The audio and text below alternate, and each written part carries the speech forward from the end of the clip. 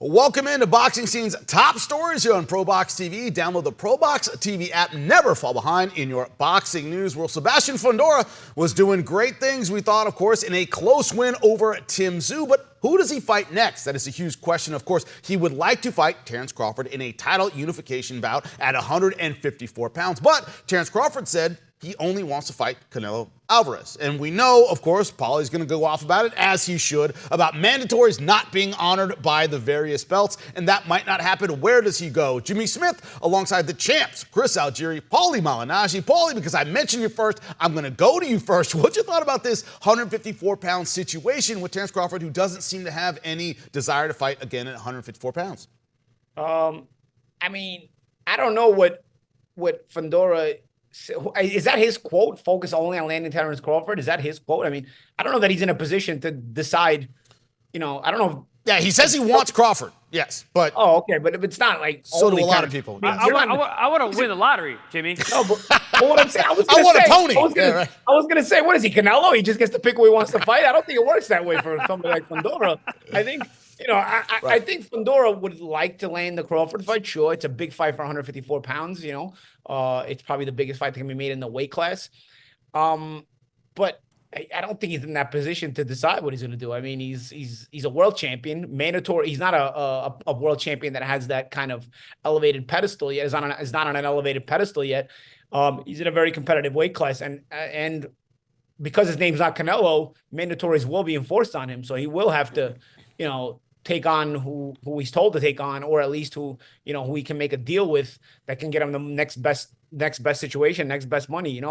I saw an article the other day on one of these websites that said maybe the Spence fight was going to happen in Dallas Cowboy Stadium in January. I don't know what kind, how true that rumor is, but Fundora is certainly in the rumor mill. He's got world championships, and he's a major player. He's an exciting fighter, and I think his name is going to come up in a lot of big name circles. I don't know that he can just say I'm focused only on Terence Crawford, but sure. I get it. He would love the Terence Crawford fight. It's a big fight right now. It's a fight that brings a lot of eyeballs to the table. But if Fundora keeps waiting this long, it's going to wind up at the point where Tszyu is going to probably beat Muzataliev, and then the right thing to do is actually mandate that rematch with Tszyu.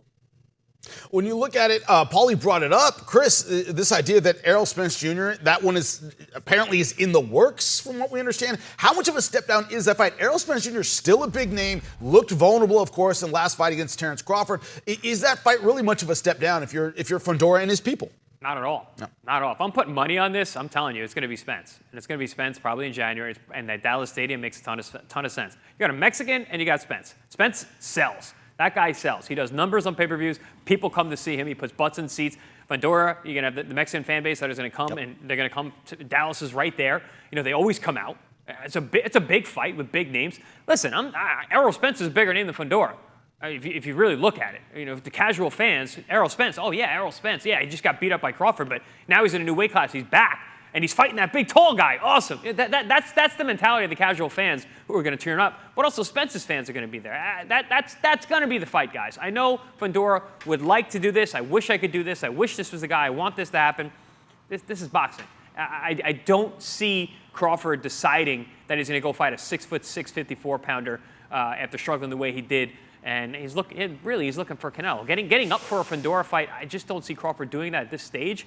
And I'm sticking with what I said from the beginning. I believe it's Canelo or bust for Crawford because he's looking for that legacy-type money, which I totally understood for what he's done in his career. And in terms of Fundora saying he wants to fight, it doesn't matter. He's going to take whoever. Whoever they put in front of him, he's going to have to fight. He's going to fight him. The kid's a warrior. There's no question about that.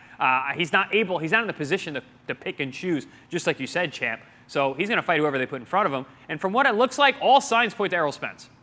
What do you want to look for in a fight like that, Paulie? Coming off a big loss where he wasn't just beaten, he was absolutely dominated. But as Chris said, a new weight class against an awkward opponent who's really tall. There are a lot of questions and variables in that kind of fight. What would you look for in a fight like that?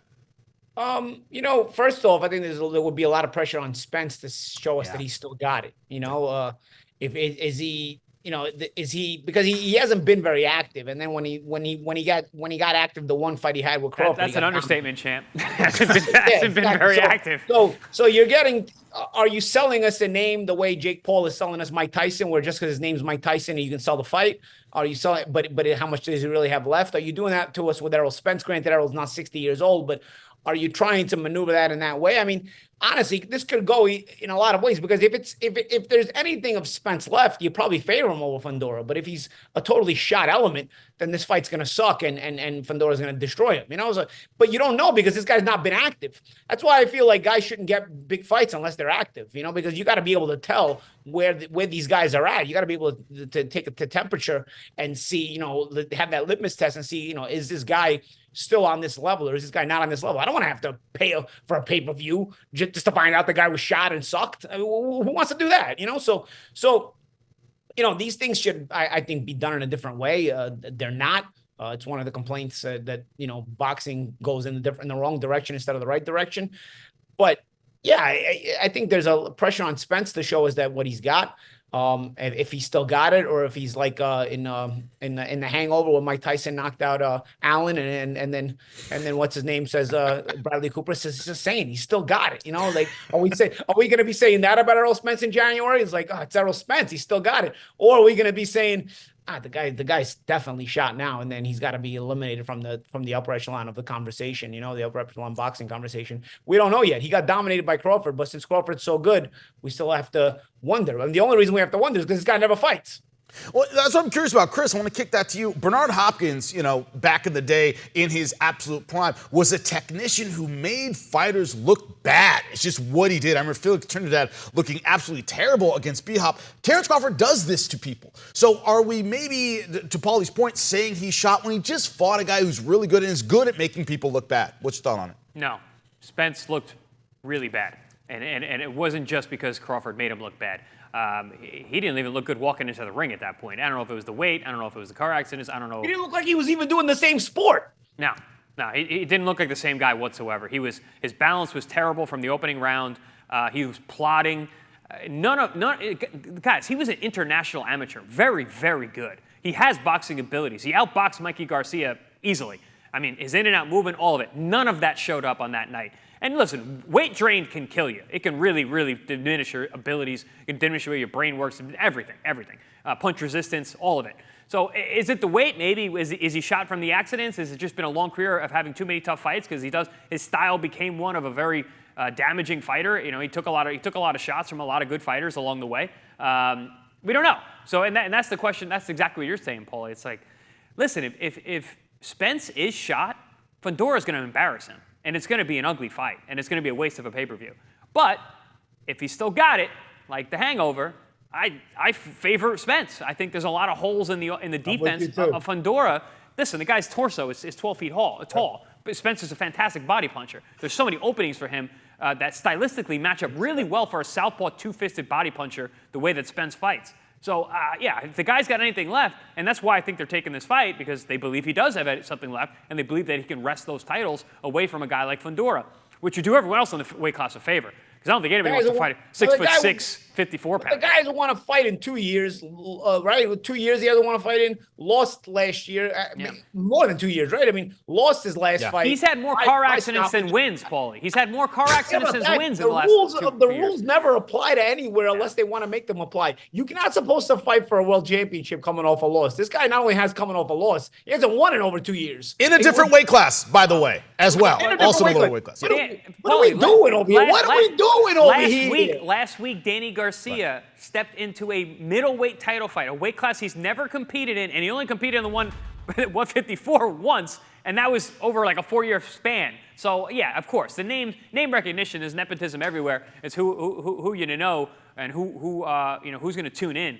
You know, so it's rules for thee, not for me. But yeah, that's just that's the way this sport is, unfortunately. Well, it's in the rumor mill now. As soon as it becomes official, you'll know right here on ProBox TV. Once again, download the app, never fall behind in your boxing news. As always, more to come. Wednesday Night Fights. Dynamite action on Wednesday Night Fights every other Wednesday on your boxing channel. Coming up on your next Wednesday Night Fights, October 9th. Chris, Primetime Colbert, and Omar Super Salcido step into the ring for what is sure to be a barn burner. Live from the ProBox Event Center in Plant City. Get your tickets at ProBoxTV.com or take your chances at the door. Wednesday Night Fights. For more ProBox TV, scan the QR code on the screen or go to the App Store and Google Play. ProBox TV, your boxing channel.